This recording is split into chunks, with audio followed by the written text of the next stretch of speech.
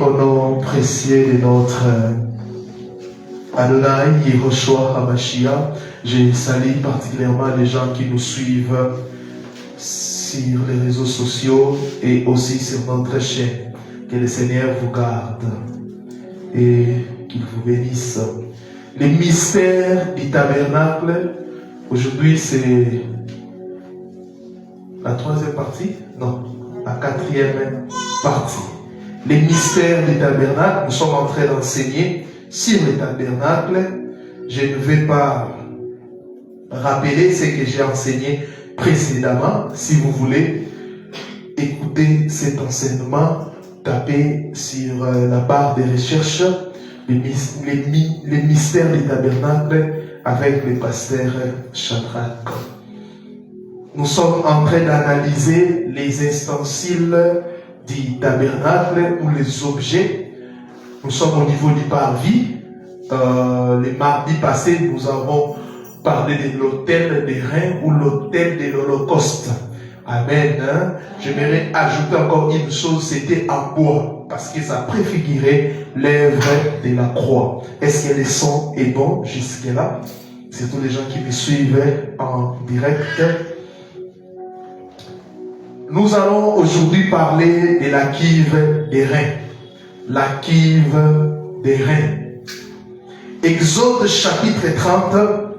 Nous allons commencer à partir du verset 17e jusqu'au verset 21, je crois. Exode 30, 17 à 21. Il est écrit, Yahvé parla à Moshe, Moïse, et dit, tu feras une cuve des reins avec sa base des reins pour les ablutions. Tu la placeras entre la tente d'assignation et l'autel. On comprend que la cuve des reins c'était entre la tente d'assignation et l'autel. Et tu y mettras de l'eau avec laquelle Aaron et ses fils se laveront les mains et les pieds. Lorsqu'ils entreront dans la tente d'assignation, ils se laveront avec cette eau, afin qu'ils ne meurent point. Et aussi, lorsqu'ils s'approcheront de l'autel pour faire des services et pour offrir des sacrifices à Yahweh, ils se laveront les mains et les pieds, afin qu'ils ne meurent point. Ce sera une loi perpétuelle pour Aaron, pour ses fils et pour leurs descendants. Nous sommes toujours dans le livre d'Exode. Maintenant, on va lire le chapitre 38e, le 8e verset. Exode 38, le verset 8e. Il est écrit, là maintenant c'est l'accomplissement. Nous comprenons que les premiers passages que nous venons de lire de Exode 30, c'était la parole de Yahvé. Mais ici, nous voyons Moïse exécuter cette parole. Exode 38, le verset 8e. Il fit la cuve des reins avec sa base des reins en employant les miroirs, écoutez bien, des femmes qui s'assemblaient à l'entrée de la tente d'assignation. Écoutez bien les passages que nous sommes en train de lire. Parce que chaque objet ou ustensile, c'est la préfiguration de Yehoshua HaMashiach. Merci. Comme nous venons de lire, la cuve des reins s'est trouvée dans les parvis. C'est-à-dire à mi-chemin entre l'autel des holocaustes et l'entrée du tabernacle lui-même. De plus, il était aligné avec l'autel des parfaits dans les lieux saints et l'arche de l'alliance dans les lieux très saints. C'était un grand bassin toujours rempli d'eau. Un grand bassin toujours rempli d'eau. Les sacrificateurs s'y lavaient les pieds et les mains et en se rendant à l'autel ou dans les tabernacles. Cette purification était indispensable si les sacrificateurs ne voulaient pas mourir. Bien aimé, tout a commencé au jardin d'Éden.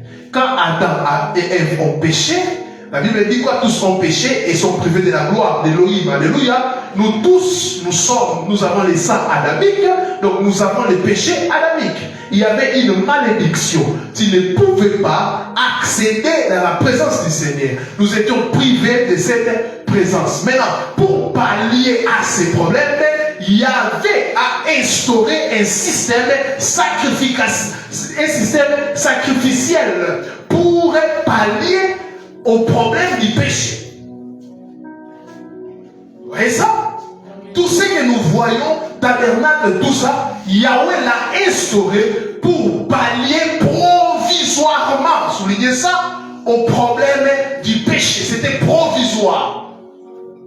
C'est Mashiach qui a tout accompli. C'est les sangs ou les sacrifices de Mashiach qui nous a lavés et sauvés une fois pour toutes. Notez qu'il y avait d'abord l'autel des holocaustes et ensuite la kiv des reins. Écoutez, ce qui signifie que nous sommes d'abord justifiés par la grâce d'Élohim, l'œuvre de la croix, et qu'ensuite nous sommes sanctifiés par la vérité, ainsi que nous allons l'étudier aujourd'hui. Mollo, mollo. Les sangs d'abord, l'eau ensuite. Est-ce que quelqu'un a compris? Les sangs d'abord, l'eau ensuite. Je peux anticiper. Alléluia. Ah, quand nous croyons, nous acceptons l'œuvre. C'est pour cela, d'abord c'était l'autel de l'Holocauste. Alléluia. Nul ne peut sauter cette étape. C'était l'autel de l'Holocauste ou l'autel des reins d'abord. Quand tu entres dans les parvis, tu passes d'abord par les sangs. L'autel, la croix. Alléluia. Quiconque fait une bonne vie chrétienne, il doit commencer d'abord par la croix, par les sangs, par la croix, ensuite l'eau. Alléluia. C'est pour cela la Bible dit, ceux qui croiront et qui seront baptisés, alléluia, d'abord la foi à Yehoshua, d'abord les sangs, après l'eau du baptême. Pour comprendre ça, vous pouvez lire Jean les chapitres, tous les chapitres 19e et le chapitre 14e. Il n'y avait qu'une seule kiv, soulignez ça. Dans les chemins de notre communion avec Elohim, il n'y a pas de place pour nos kiv personnels, non. Job 9, 30 à 31. Job chapitre 9, 30 à 31. Il est écrit, quand je me laverai dans la neige, quand je me purifierai mes mains avec du savon, tu me plongerais dans la fange et mes vêtements m'auraient à horreur. Voici la première chose. Le point est l'essence symbolique de la kiv des reins.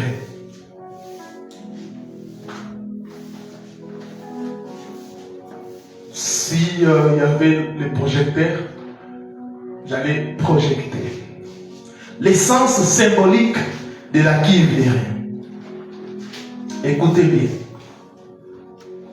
L'eau est ici le symbole de la parole de Yahweh et de son œuvre dans notre vie. L'eau est ici plutôt le symbole de quoi? De la parole de Yahweh et son œuvre dans notre vie. Jean chapitre 17, le verset 17e. Jean 17, 17, la Bible dit, sanctifie-les par ta vérité, ta parole est la vérité. Waouh! Alléluia. L'eau c'est la vérité. L'eau c'est la parole d'Élohim qui est la vérité. Alléluia. En d'autres termes, après avoir passé par l'autel des holocaustes, tu crois à Yehoshua, tu dois passer par l'eau qui sanctifie. Psaume chapitre 17, le verset 4e. Psaume 17, 4. À la vie des actions des hommes, fidèle à la parole de tes lèvres, je me tiens en garde contre la voix des violents. Hébreux chapitre 4, 12 à 13. Hébreux 4, 12 à 13, il est écrit, car la parole d'Élohim est vivante et efficace, plus tranchante qu'une épée quelconque à deux tranchants, pénétrant jusqu'à partager âme et esprit, jointille et mêle, elle juge les sentiments et les pensées du cœur. Nulle créature n'est cachée devant lui, mais tout est admis et à découvert aux yeux de celui qui nous devons rendre compte. La parole d'Élohim est vivante et efficace. Alléluia. L'eau symbolise la parole. Nous remarquons aussi une chose. Non seulement l'eau est le symbole de la parole de Dieu, mais aussi son œuvre dans notre vie. Alléluia. Amen. Nos manquements continuels dans notre service de sacrificateur montrent que nous ne faisons pas un bon usage de la cuve des reins. Nous ne sommes pas entièrement soumis à l'action purificatrice de la parole d'Élohim. Alléluia. Aujourd'hui, plusieurs ignorent la cuve des reins. La cuve des reins, l'eau là, c'est la parole. Alléluia. Si consciemment nous tolérons et maintenons un péché secret dans notre service, pour Elohim est attaché et ne peut lui être agréable. Le culte ne peut être offert que dans la puissance de la sainteté. 1 Timothée chapitre 2, le verset 8, la Bible dit: je veux donc que les hommes prient à tout lieu en élevant des mains pures, sans colère ni mauvaise pensée. Hébreux 10, 19 à 22. Hébreux chapitre 10, 19 à 22, il est écrit: ainsi donc, frères, puisque nous avons au moyen du sang de Yahushua et une libre entrée dans les sanctuaires, par la route nouvelle et vivante qu'il a inaugurée pour nous au travers du voile, c'est-à-dire de sa chair. Et puisque nous avons un souverain sacrificateur établi sur la maison d'Élohim, approchons-nous avec un cœur sincère, c'est lavé dans la plénitude de la foi, les cœurs purifiés d'une mauvaise conscience et les corps lavés d'une eau pure. C'est ça le problème avec plusieurs enfants d'Élohim. Ils veulent le Seigneur, ils ont cru au Seigneur. Oui, nous avons cru, mais est-ce que dans ta vie il y a l'eau, il y a la cuve des reins? Alléluia. La puissance de la parole, est-ce que la parole te transforme? Est-ce que la parole te change? Est-ce que la parole t'a lavé? Nous comprenons que les tabernacles sont aussi vraiment les chemins du salut, les chemins qui amènent vers Elohim. Deuxième point, les reflets de notre image. Quand on avait parlé des miroirs des femmes, je vous avais dit de souligner ça. C'est là où je vais expliquer ça. Le point 2, les reflets de notre image. Écoutez, en s'approchant, écoutez-moi, en s'approchant de la cuve, les sacrificateurs, écoutez, pouvaient voir leur image se refléter dans l'eau. Est-ce que quelqu'un a compris? La cuve des reins, c'était un bassin rempli d'eau. Quand les sacrificateurs s'approchaient, ils pouvaient voir leur image se refléter dans l'eau. Cette remarque n'est pas un détail superflu, non. Exode 38, verset 8, il est précisé que l'on fit la cuve des reins avec sa base des reins en employant les miroirs des femmes. Il est ajouté à propos de ces femmes qui s'assemblaient à l'entrée de la tente d'assignation. Nous devons nous examiner dans la présence d'Élohim. Alléluia. À d'autres termes, nous devons nous examiner. Alléluia. Alléluia. Les reflets là, c'est l'examen. Tu dois t'examiner toi-même si tu es compatible pour accéder dans la présence d'Élohim. Dans la parole d'Élohim, nous découvrons notre visage et tout ce qui doit encore disparaître de nos cœurs et de nos pensées. Je le répète encore, à travers la parole d'Élohim, nous découvrons notre visage. Quand tu médites la parole d'Élohim, tu dois te rendre compte que tu as des problèmes. La Bible dit, les souverains, pas la Bible, quand les souverains sacrificateurs venaient et regardaient, c'était des reflets de son visage, pas les reflets des autres, les reflets de ton propre visage. Alléluia. Laissez la vie des autres tranquille. Quand tu lis la parole, tu dois d'abord voir ta vie, ta propre vie, ta propre vie. Alléluia. Ce n'est pas parce que tu vois les péchés des autres que tes péchés ont disparu. Non.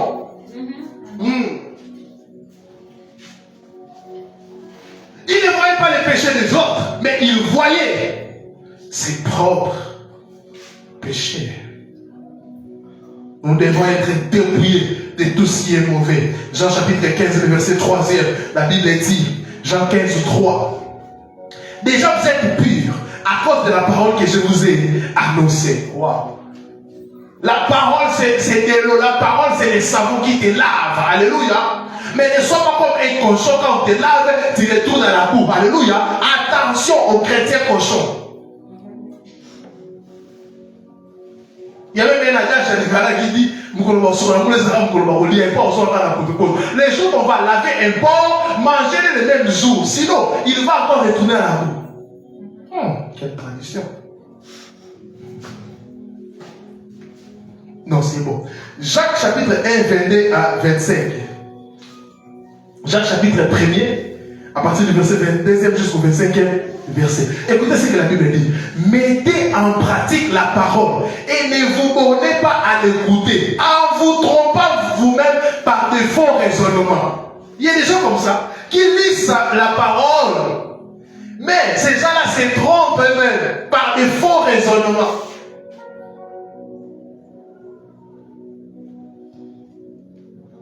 Et ça dit mal, elle dit, nous n'avons pas la montée. C'est laquelle Bible ça? Il regarde partout. Il regarde même les gens. Car, le verset 23, si quelqu'un écoute la parole et ne la met pas en pratique, il est semblable à un homme qui regarde dans un miroir son visage naturel. Oh, la Bible est... C'est vraiment un livre, je ne sais pas. Cohérent.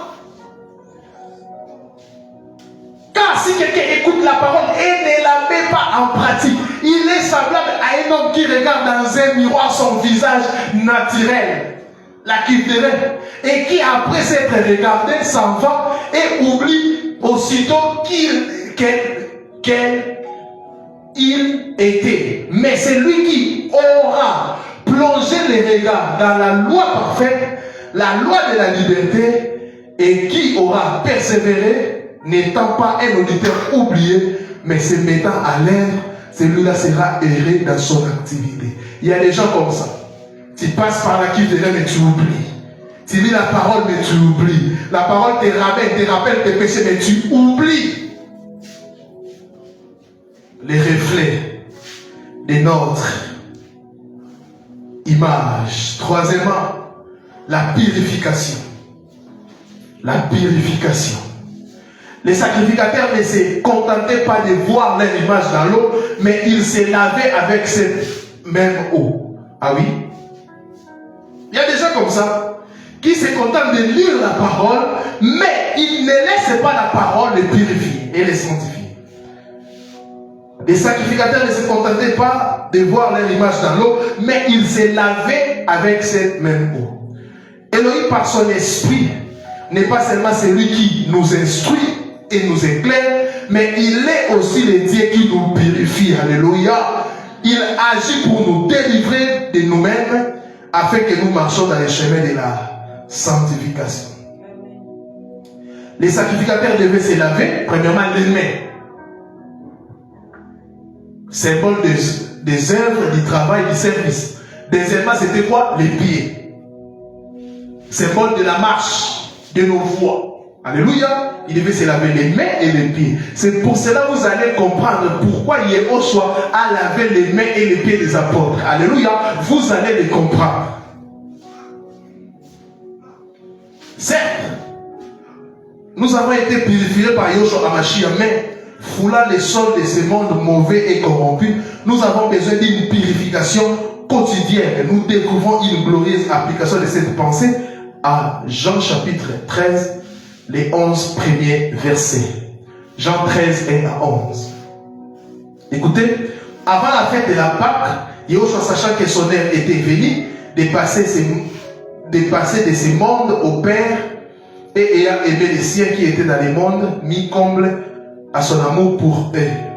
Pendant les soupers, lorsque le diable avait déjà inspiré au cœur de Judas Iscariote, fils de Simon, les desseins de les livrer, Yoshua qui savait que le Père avait remis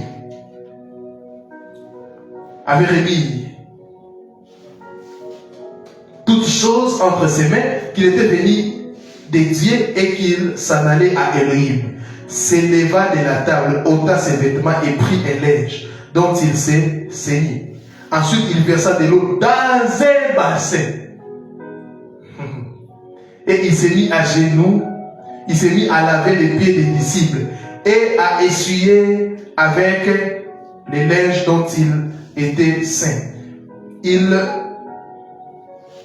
vint donc à Simon Pétros et Pétros lui dit, toi Seigneur, tu me laves les pieds. Yoshua lui répondit, ce que j'ai fait, tu ne le comprends pas maintenant, mais tu la comprendras bientôt. Pierre lui dit, non, jamais ne me lavera les pieds. Yoshua lui répondit, je ne te lave.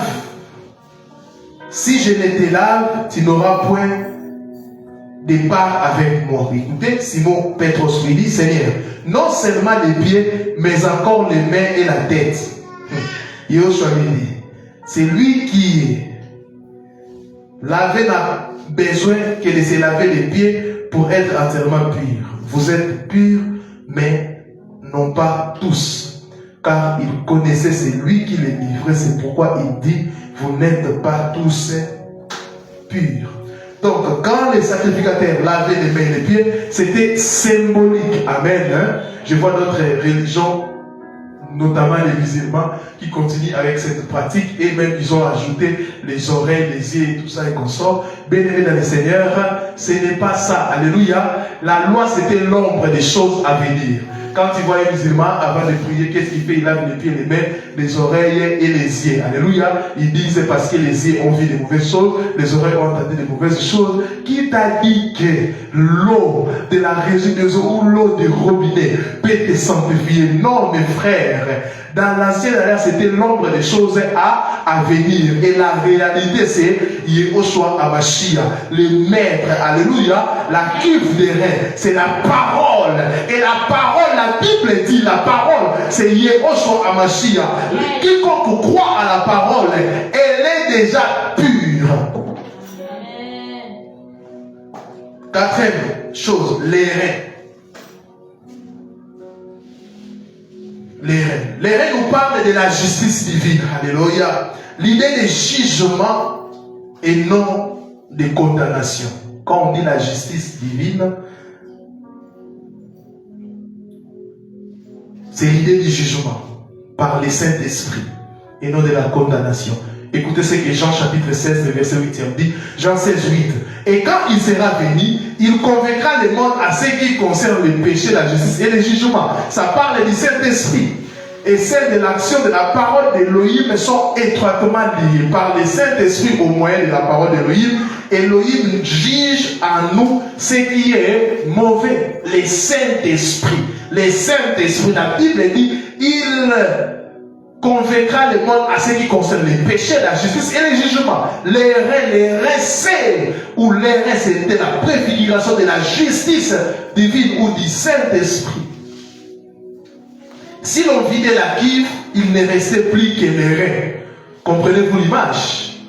Si quelqu'un, après avoir été purifié par le sang de Mashiach, l'autel des holocaustes, refuse de se sanctifier par la parole de Elohim, il peut attendre avec effroi le jour du jugement. Quiconque croit à l'autel des reins, l'autel des reins, mais refuse de passer par la purification, il sera jugé. Hébreux chapitre 12, verset 14e.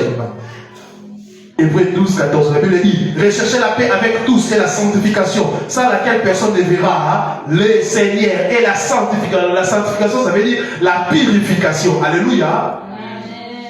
Jean chapitre 12, 47 à 48.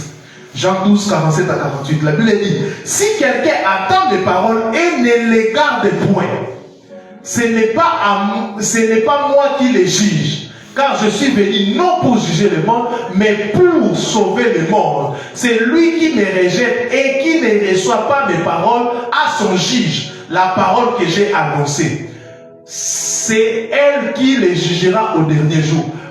Plusieurs personnes prennent ces passages, seulement ces morceaux ici, pour dire, car je ne suis pas venu pour juger le monde, mais pour sauver le monde. Plusieurs disent ça. Non, il n'est pas venu pour nous juger, c'est pour nous sauver, c'est pour nous sauver, c'est pour nous sauver. Mais lis la suite, il a dit que ce n'est pas lui, mais c'est sa parole qui va te juger. À d'autres termes, c'est un jet de mots. Alléluia. Parce qu'il sur lui-même, elle est la parole. Alléluia. Au dernier jour, vous serez devant un juge. Vous qui agissez mal, au dernier jour, vous serez devant un juge.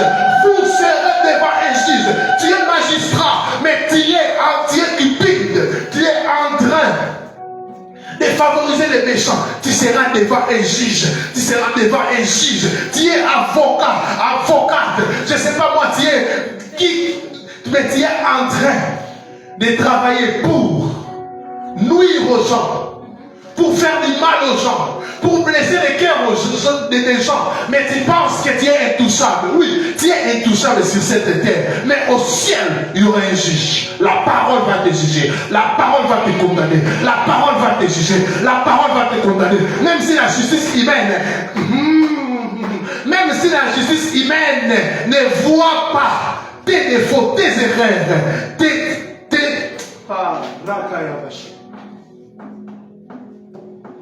il y a un juge, les bons juges, qui te jugera. Passez par la cuve de c'est pour cela que vous allez voir des gens qui ont crié au Seigneur Yoshua Amashia, ils ont accepté le terme de l'Holocauste et la cuve de la purification. Ces gens-là ne seront pas jugés. Oh, nous, on ne serons pas jugés. Mais nous, pour nous, c'est le tribunal de la récompense. Nous serons là pour être récompensés. Le jugement, c'est pour les gens qui ont refusé de croire à l'agneau d'Élohim qui ôte les péchés du monde. Ce soir, je t'invite à passer par la Bible de l'air. Que la parole que je prêche ce soir puisse te transformer. Que la parole que je prêche ce soir puisse te justifier. Que la parole que j'annonce ce soir puisse te donner la capacité de pouvoir vaincre les péchés. La parole que je prêche ce soir puisse te donner la gouvernative. La parole que je prêche ce soir puisse te donner la capacité de devenir enfant d'Élohim. La parole que je prêche ce soir puisse t'élever. La parole que je prêche ce soir puisse t'enlever les condamnations de ta famille. J'aime la parole. J'enseigne le verset 24. J'enseigne le verset 24. Je suis malade, mais maintenant là, je sens que je suis guéri. En vérité, je vous l'ai dit, c'est lui qui écoute ma parole et qui croit à celui qui m'a envoyé à la vie éternelle et ne vient point à jugement. C'est ça. Ah oui, ne vient point à jugement. Oh, les chrétiens seront jugés, cher. Je ne sais pas, témoin de Jéhovah, c'est cher. Les gens, c'est des barreaux, tout ça, le message, tout ça. Lisez cette parole, vous allez comprendre. On va relire ça. En vérité, je vous l'ai dit. Il faut vraiment un interprète. Il y a solo dans le vidéo. C'est lui qui écoute ma parole. Oyo ayoki ilubananga et qui croit à celui qui m'a envoyé. Peut animer à la vie éternelle. Azali na omoi. Il y a libérateur ya seko. Et ne vient point en jugement. Peut pas juger paix. Mais il est passé de la vie directement à la mort. Mais les païens passeront il est passé de la mort à la vie. Mais les païens passeront de la mort au jugement. Pour être jetés directement en enfer. Si quelqu'un refuse de se laisser instruire par la parole d'Élohim, ou après avoir été éclairé, ne veut pas obéir à Elohim, il tombe sous le jugement divin. Hébreux 10, 26 à 27. J'aime ce passage. Hébreux 10, 26 à 27. Car si nous péchons volontairement après avoir reçu la connaissance de la vérité, il ne reste plus de sacrifices pour les péchés, mais une attente terrible du jugement et l'ardeur d'un feu qui dévorera les rebelles. Ah! C'est grave ça. Car si nous péchons volontairement, après avoir reçu la connaissance de la vérité, c'est-à-dire quoi? Tu as la connaissance. Tu as la connaissance de la vérité. Le mal c'est ça et le bien c'est ça. Mais tu pars dans un bar avec ta connaissance. Tu dis au barman, Pessanga, donne-moi.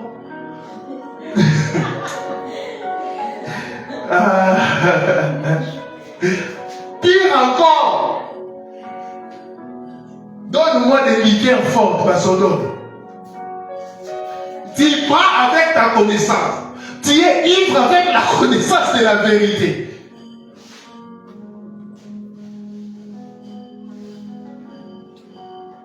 Tu sais que c'est mal. Tu as la connaissance de la vérité. Tu connais la personne et jamais tu les réunis. Par les uns. La Bible dit, il ne reste plus de sacrifices pour les péchés. Mais une attente terrible du jugement et l'ardeur d'un feu qui dévorera les rebelles. Donc, toi il y a des gens, il est en train de me suivre. Dans un live, il est en train de prendre un peu de whisky, c'est pas. Donc, je te donne encore une connaissance. Dans la Bible dit, c'est les faits qui t'attendent. C'est ça. Donc, montre-le au scénario. En réalité, tu n'es pas plus sage qu'Elohim. Elohim, pour toi, c'est chaos. Le Seigneur a se moquer, il est dans le tout. Et un jour, il dit non, disant, il faut tout faire. Quand il y a des enfants, d'ailleurs, que la femme ne puisse pas savoir, je dis, ok, ce n'est pas un problème, tu peux tout faire. Mais Dieu le sait. Oh, non, Dieu le sait. Car si nous péchons volontairement, après avoir reçu la connaissance de la vérité, j'ai prêché ce soir, tu connais la vérité. Alléluia. Même si tu as zappé, tu m'as déjà écouté. Amen. On vit maintenant des transformations.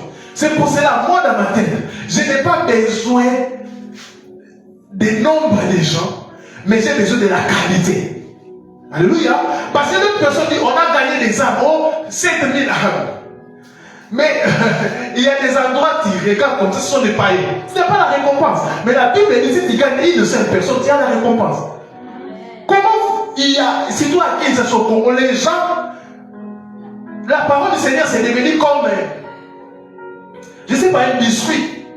Tellement il y a des escrocs, tellement les gens l'attendent partout et qu'on sort, nous sommes en train de blaguer avec la parole du Seigneur.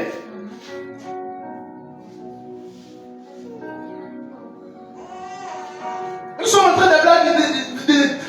de blaguer, que la parole que je prêche ce soir puisse se transformer. Mes frères, l'enfer existe. Les faits ardents, les jugements et l'ardeur d'un fait qui dévorera les rebelles. Donc tu es un rebelle. Tu es comme les M23. Tu es comme Kagame qui est en train de nous emmerder. Les faits du Seigneur va te dévorer. Ah oui, même ces gens-là, des sanguinaires, tout ça, qui sont en train de piller les gens de notre pays, ils pensent que parce que le pays est faible, Elohim est en train de voir. Alléluia. Vous allez passer au jugement. Même les faux prophètes. J'ai entendu quelqu'un, un faux, vraiment, il a démontré qu'il est faux prophète, il est en train de dire non. Il est en train de se plaindre. Au Congo, les gens ne croient plus à moi. Et on sort. Mais dans notre pays, on nous reçoit avec beaucoup de respect. Moi, vraiment, je vais quitter le Congo. Mais quitte! Va presser tes lumières alliées. Est-ce que le prophète c'est la menthe? Non, la Bible dit même. La récompense des prophètes, c'est le fouet, le coups et le mépris des autres.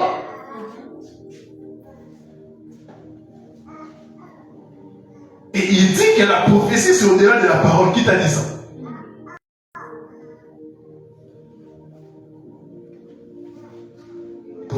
La qui dirait. Cinquième, on va, je crois, finir par là. Forme et dimension. Forme et dimension. Écoutez, Yahweh est vraiment intelligent. Forme et dimension. Elles ne sont pas mentionnées. Est-ce qu'elles oublient de la part de Dieu? Certainement pas. Ce n'est pas mentionné. Quand vous voyez l'hôtel de l'Holocauste, c'est mentionné, n'est-ce pas? C'était carré, on a même mentionné quand j'ai enseigné les mètres, les mesures. Elles ne sont pas mentionnées pour la Bible, ce n'est pas l'oubli, non. Écoutez, le ministère du Saint-Esprit dans notre vie au travers de la parole d'Élohim est caché, c'est invisible. Oh, là, ça y a pas. Il est vrai que la Bible a réellement existé, avec sa forme et ses dimensions, données très certainement par Elohim à Moïse. Mais ordre a été donné de ne pas les conserver dans son livre pour qu'elle ne soit pas connue. C'est ça. Pourquoi? L'intention divine est très claire. L'œuvre du Saint-Esprit est sans mesure et sans limite. Jean 3, 34. J'aime la parole. Car c'est lui que Elohim a envoyé dit les paroles de Dieu, parce que Elohim ne lui donne pas l'esprit avec mesure. C'est sans mesure. Vous écoutez ça? Jean 3, le verset 8. Les vents soufflent où il veut et tu entends le bruit, mais tu ne sais d'où il vient, ni où il va. Il allait ainsi de tout homme qui est né de l'esprit. Oh, l'œuvre de l'esprit, c'est sans mesure, sans forme. Voilà pourquoi il n'y avait pas de mesure. Peut-être Yahweh avait dit à Moïse des mesures, mais l'ordre a été donné que ces mesures ne puissent pas être connues. C'est l'œuvre du Saint-Esprit. J'aime Ecclésiaste 11, le verset 5. J'aime Ecclésiaste, chapitre 11, le verset 5. Je vais déclarer quelque chose dans ta vie. Comme tu ne sais pas quel est le chemin du vent, ni comment se forment les os dans le ventre de la femme enceinte, tu ne connais pas non plus l'œuvre de Dieu qui fait tout. Alléluia. Tu ne connais pas. Personne ne peut voir comment les os se forment dans le ventre d'une femme enceinte. Mais quand elle accouchera, nous allons voir l'enfant avec des os. Ce n'est pas parce que tu ne vois pas Elohim agir qu'il n'agit pas. Ce n'est pas parce que tu ne vois pas comment les os se forment que l'enfant n'a pas des os. Il a des os, mais il travaille en silence. Je déclare dans ta vie qu'après 9 mois d'endurance, Elohim va te donner cet enfant que tu attends longtemps, cette bénédiction que tu attendais depuis longtemps. Je déclare dans ta vie, tu ne sais pas comment la main d'Elohim existe. Peut-être tu es là en train de t'inquiéter. Elohim est déjà en train de toucher les gens pour te bénir quelque part. Tu ne vois pas cela, mais Elohim est en train déjà de dire aux gens, Ève, tu ne sais pas que Adam est dans un profond sommeil. Adam, tu ignores ce qui se passe, mais tu es dans un profond sommeil. Mais Elohim qui t'aime beaucoup est en train déjà de soutirer Ève. Il est en train de soutirer Ève. Mais toi tu es ignorant. Toi tu es ignorant. Ce n'est pas parce que tu ne vois pas les os qui se forment dans le ventre d'une femme enceinte. Cela ne veut pas dire que l'enfant n'a pas des os. Il a des os, mais tu le verras. L'œuvre du Saint-Esprit, c'est en silence. Il travaille en silence. Il te forme en silence. Il te brise en silence. Oh, là, ça y est plein. Nous devons nous abandonner à la vie incontrôlable du Saint-Esprit avec foi et dans une entière dépendance de sa souveraine volonté. Oh, gloire au Seigneur. Sixième chose, non loin de l'autel. Je parle de l'autel A-I-T-E-L. Non loin de l'autel. Quelqu'un va dire, oh, le pasteur a parlé de l'autel. Deux puissances sont à l'œuvre dans notre vie. Les sang et l'esprit au travers de la parole d'Élohim. On ne peut les séparer. On ne peut les séparer. Nous sommes purifiés par les sang de Yoshua dans le but de marcher en nouveauté de vie par le Saint-Esprit. Galates 5, verset 16. Vous allez voir ça, Éphésiens 5. 25 à 27. Marie aimait vos femmes comme Christ a aimé l'Église et s'est livré lui-même pour elle, afin de la sanctifier par la parole, après l'avoir purifiée par les baptêmes d'eau, afin de faire paraître devant lui cette Église glorieuse, sans tache ni ride, ni rien de semblable, mais sainte et irrépréhensible.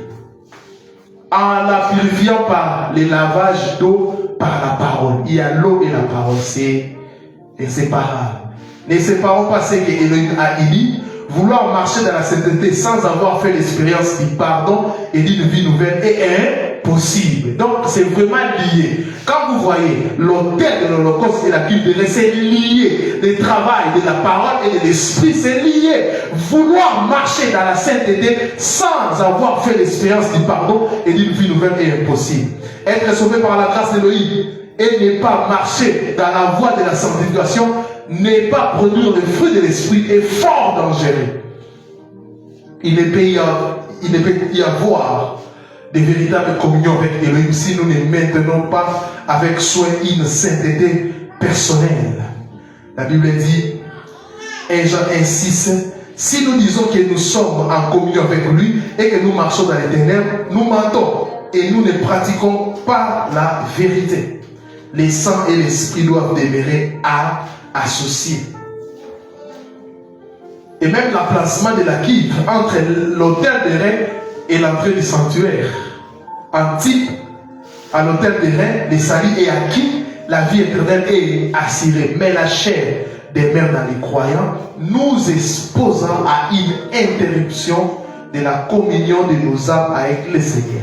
Après avoir passé par la cuve, avant la cuve de rein, l'autel de l'Holocauste, les pardons, l'œuvre de la croix, c'est maintenant la cuve des reins, la purification, le travail du Saint-Esprit, de l'Esprit qui te prépare pour entrer maintenant dans le cabode d'Élohim.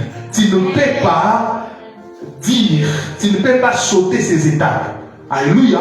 Si vous voyez quelqu'un qui a sauté ces étapes et il dit qu'il est dans les lieux très saints, c'est de la magie, c'est de l'occultisme. Alléluia. Les tabernacles au niveau du parvis, les deux objets, c'est la base même de la vie chrétienne. Alléluia. C'est la base de la vie chrétienne. La foi à Yoshua HaMashiach. Bien aimé, ce n'est pas un message démodé, comme l'a dit le faux prophète ici. Non. Oh, on doit chercher un réveil, là c'est des messages. Il nous a qualifié des enfants. Bien aimé, c'est fou, excusez-moi. Comment quelqu'un peut renier les bases ou les fondements de la vie chrétienne? La Bible dit que personne ne peut poser un autre fondement. Là c'est la base. Et nous devons construire selon la base. Nous ne pouvons pas dire que c'est un réveil démodé. Maintenant c'est la spiritualité. La spiritualité c'est pas. Dites aux gens, c'est la sorcellerie. Ou des gens témoignent, non, j'ai vu Samuel est à Paris, il m'a dit ceci, j'ai vu Moïse, j'ai vu. Toi, tu as déjà vu Moïse. Comment tu as reconnu que c'est Moïse? La magie, l'occultisme. Quiconque ne voit pas, Yého soit dans l'ancienne alliance, il tombe dans ce qu'on appelle le mysticisme, la sorcellerie. C'est ça. C'est ça la sorcellerie. Quelqu'un ne peut pas affirmer que la prophétie... Non, la parole. On doit examiner toute prophétie sur base de la parole de Mashiach. Oh, la prophétie a existé avant la Bible. Mais la Bible, c'est quoi? La Bible elle-même, c'est une prophétie. La Bible dit que c'était poussé par les Saint-Esprit que les hommes ont pu parler de la part d'Élohim. La Bible elle-même, c'est une prophétie. Oh, frère. Ces prophètes-là doivent venir même à l'église m'apprendre. C'est grave ces déclarations. Et faites très attention. Je vous dis que le monde des ténèbres est en train de travailler. Il y a des faux prophètes, des faux pasteurs, des faux docteurs, des faux évangélistes que le diable est en train de susciter. D'autres même hier, ils étaient des bons pasteurs. Mais aujourd'hui, ce sont des égarés. La Bible dit, vous les reconnaîtrez par leur voiture? Non. Vous les reconnaîtrez par leur lit? Non. Vous les reconnaîtrez par leurs lunettes? Non. Ou par leur pantalon cercle? Non. Par l'argent, non. Par la foule, non. Par quoi? Par les fruits. Par les fruits. Quand vous regardez les vies, ce sont des divorcés 4 fois, 5 fois. Quand vous regardez les vies, ce sont des tatamoisis. Ce sont des homosexuels, ce sont des pédés, des lesbiens. Quand vous regardez leur vie, ce qu'ils déclarent, ce qu'ils prêchent, c'est de la pure magie.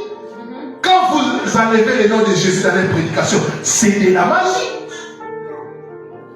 Nous sommes au Congo, quel complexe? Vous entrez dans une église, les drapeaux d'Israël. Qu'est-ce qui se passe? Qu'est-ce qui se passe?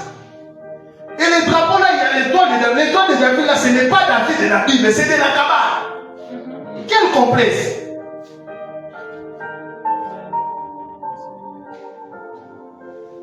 Oh Israël. Non, bien aimé, dans les Seigneurs, nous sommes au temple de l'église. Nous sommes au temple de l'église. La Bible dit, les ciels l'ont rejeté, mais à quiconque, alléluia, c'est le temple de l'église. Le temple d'Israël a pris déjà fait. C'est vrai que le temple d'Israël va revenir après l'enlèvement de l'église. Alléluia, alléluia. L'Israël, que les gens disent, et Israël va la monter. Il ne faut pas modéliser la Juve. Non, bazar rejeté. À ce temps, ils sont rejetés. Maintenant, toi, tu prends les drapeaux des gens qui sont rejetés, tu mets ça. À d'autres temps, tu dis aux gens, Nazar rejeté. Allez, quittez cet endroit. Amen. L'église, c'est comme un bassin d'Israël, non? Faites très attention. Je parle avec mon cœur. J'ai vu une vision où plusieurs personnes dans la perdition. Je pleurais parce que j'ai vu des vieux qui ont prêché l'évangile dans cette nation, mais qui se sont détournés à cause de l'argent. À cause de l'argent. C'est pour cela que j'ai prié, je disais la nuit, Seigneur, garde-nous. Garde-nous. Ça commence vraiment à faire peur. Des gens qui, autrefois, nous ont prêché Christ. Nous ont prêché des choses dans la simplicité. Mais comment aujourd'hui ils peuvent nous amener les sables venant d'Israël? Comment aujourd'hui ils peuvent prendre des fidèles pour les faire rebaptiser au Nachourté? Même toi-même, la tête ne fonctionne pas au bois. Maillot déjà de baptême et les gars.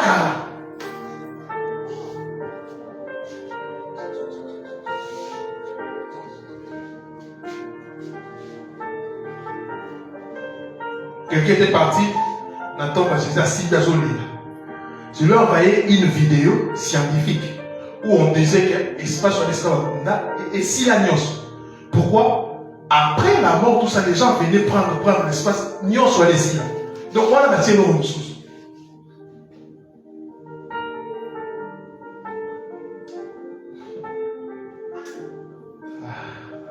Que le Seigneur vous aide.